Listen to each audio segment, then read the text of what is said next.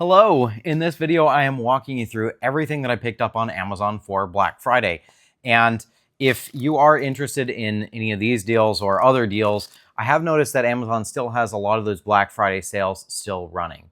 But the first thing I wanted to explain is that a lot of this stuff I had already been looking at over the last year. I had added it to my wish list, and I was waiting until the right opportunity to buy when prices hit their rock bottom. So it was something that I've learned from past Black Fridays is you really want to be conscientious about making sure you're buying things that you've actually wanted long-term and consistently over time, rather than just impulse buying whatever happens to be presented to you that is on sale. Although I do want to admit I broke my own rule. There are some things here that I did add to my shopping cart on the Black Friday weekend. So I tried. But anyway, let me get started. First thing here is an OXO pizza cutter. I went for the 4-inch wheel because most professional chefs prefer that, and I figure if they prefer that, why not have it? The 3.5-inch wheel is the other common size. You might wonder why OXO. The brand is OXO, and the reason for that is that I've bought kitchen appliances from different companies and kitchen tools, and I've just found a higher success rate with OXO. Just more products that I try and they actually work as designed and they hold up over time and I don't get irritated with anything. So I have a new preference for OXO Good Grips. I think OXO itself actually sells different lines of products, but one of them is OXO Good Grips, and I think that means that there's a nice black grip on the bottom of your products. So anyway, there you go, a pizza wheel. I think it's a nice thing to have in a house. If you're planning to stay here for a while, it should be nice. I've always been getting by with just a regular knife. Next up, I have a OXO Good Grips stainless steel spoon rest with lid holder. So I find that cooking in the kitchen, I always have like a dirty spoon and I'm trying to balance it on a bowl, or I'm trying to balance it on whatever I'm cooking in. And I think the proper solution is to have an actual spoon rest where you can set this down. So I think that in cooking, this is honestly something I'm probably going to be using at least 2 or 3 times a week. So it's something I'm happy to have in the kitchen. And then the other thing that I like about this is it also will hold the lid of your pot or pan. So it's doing double duty here. I think that basically the idea is that this part will flip up and it's going to hold the lid while you rest the spoon on the bottom. And while I finish the OXO stuff, let's just get to this one next. Adjustable stainless steel utensil holder. So I have a drawer that has tons and tons and tons of kitchen tools and things like this. The drawer is a complete mess. One of the bad things about the drawer is that it's actually a pretty tall drawer, so it could fit so much stuff, but we're only using the bottom like 3 inches of the drawer because, of course, we have a tray sitting there at the bottom, but we're not able to utilize the vertical space. So I'm getting this partly as a trial to see, is it possible that we can start putting some of our tools inside a drawer like this or an organizer like this, so that we can start to have our tools organized vertically rather than horizontally. And hopefully I don't need a second drawer. Hopefully I can just get more use out of the drawer that I already have. So trialing this product, if I like it, I might buy more of it. Next up, I've got a DREAME cleaner. So DREAME is a brand for a robot vacuum, and I bought a robot vacuum. It's actually the one item that I bought that is just not pictured here because I can't lift this giant box. But that's the biggest thing that I bought for Black Friday. It was, I think, $799. It is the DREAME X50 robot vacuum. Really excited to use that robot vacuum in order to basically keep a cleaner house consistently. I figure that probably 80% of dust lands on the floor. Anyway, next up is a coffee mug warmer. I don't know if this will become something I use regularly or one of those gadgets that you end up forgetting about, but it seems to me that I often drink something over the course of an hour and a half, and that's probably just a bit too long. It gets cold after 30, 40 minutes. So this is where this would come into play. Next up is a Rowenta Pure Force Steam Iron and Cleanse device. So it's a steamer, basically. I already have a steamer, but I have a few gripes about it. The biggest gripe is that I cannot see how much water is in the tank because this steamer saw fit to create a little fog effect on the window. And I looked up, that's really common in steamer design because the designers are trying to hide from you how dirty it might look in there, you know, with the little, the mineral buildup.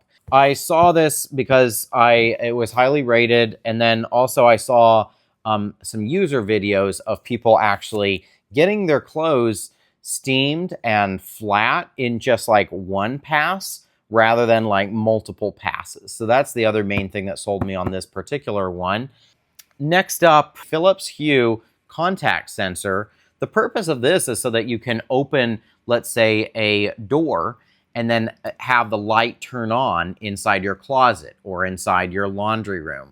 Next up, this is something that is designed to organize your pots and your pans and your cutting boards and your lids. So there's a bunch of products like this on Amazon. I've already bought one of these units before, and it doesn't have anywhere near enough of these spacers. So basically, I want to maximize the amount of stuff that I put on this rack. And honestly, this company kind of sucks. They give you like 1/3 the amount of spacers that you actually need. Like if you have a cutting board, you want to have a spacer here, skip one and a spacer here, skip one and a spacer here. I wasn't even able to finish one of these boards with the spacers, and yet they gave me 2 boards. So anyway, bottom line, this product sucks, but unfortunately, I had to buy it again because I needed the spacers. Next up, Zulay Kitchen Milk Frother. I've kind of been dreaming about being able to actually make my own lattes feel like the lattes that I get when I go out. And the biggest difference really is just the froth. I think it might have been recommended by Spruce or Wirecutter or something like that. Although increasingly I've been finding that I'm not always impressed with those products that are highly recommended. So you kind of have to do your own, you know, do your own guesswork, I guess. Next, let's cover something else for the kitchen. This is a DrawerFit sliding drawer tray. Remember that drawer that I mentioned that is really, really deep? This is an idea for that. It's basically, you take a deep drawer and you put like a sliding tray on the top of it, and you're able to reclaim about 1/3 or so of the width of the drawer because you have this sliding tray that sits on top.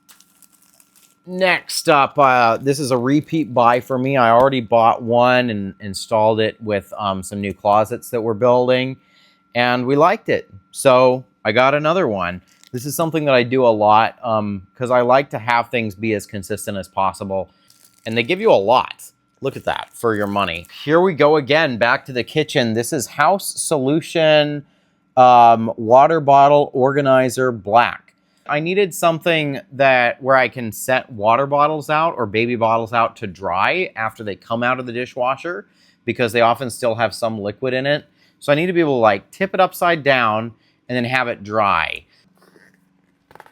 Next up is a SpaceAid bottle storage organizer.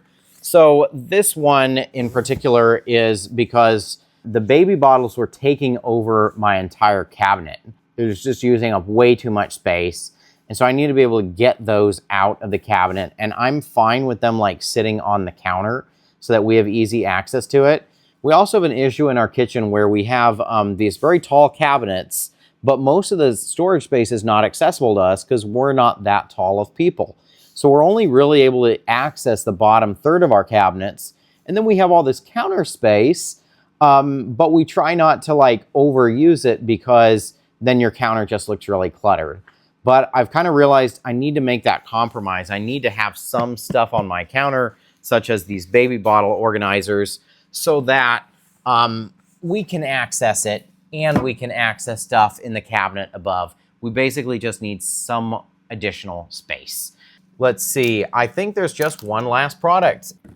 Here we go, we have a toaster from Mecity, 2-slice toaster. I picked this up because I think it was about $30 or $40, probably 40. And I had been researching, what is the best toaster? You know, is it Smeg? Is it Breville? Is it something else? So of course I asked ChatGPT, like, what are the best toasters? And then I asked ChatGPT to analyze some research on the biggest complaints about each of those top 3 or 4 candidates. And what I found is that on every single one of them, people were saying that you cannot replace the individual parts, and the companies don't provide any kind of like customer service where, like, if a component breaks, you can get help repairing it or you can get a replacement part. And so what a lot of people find is that they spend $300 on a toaster, some component breaks, and they have to junk it within 3 years or 2 years or 4 years. If I spent $299 on a Smeg toaster because it looks cool, it's not a permanent investment. It's not something that's going to be lasting for a decade or more. So why would I spend $300 on a toaster when I'm pretty sure the $30 or $40 toasters are going to get the job done just as well? Not even 90% as well, but literally just as well. At that point, I kind of dropped the idea of getting one of these luxury toasters, and I just wanted to get one that gets the job done and doesn't waste money. And then this one was suggested to me by Amazon. So this one has different, it has icons here. It has a touch screen interface, and you can choose which icon you want for the toast. And I also like that the icons are not hard to decipher. So when you're trying to get your bagel toasted, you don't need to think, you don't need to decipher an icon. You literally just press the picture of a bagel, and there you go. I also thought, to be honest with you, this design looks really clean. Like, this looks just as good as those $300 luxury toasters. So I was happy to get a deal on a $40 toaster from Mecity. It has great reviews, so we'll find out if the reviews are fake or spam or legit in the future as I use this Mecity toaster. And let's see, I think that's it. I don't think I forgot anything. So I would say, if you want to, let me know in the comments which of these products you are most interested to see me do a real review on. I'll be happy to take your suggestion, even if it's just for one person. I love to be able to be responsive. If you're curious about something but you haven't bought it yet, just let me know what you would like to see, and I'll try to make a review for you. Thank you.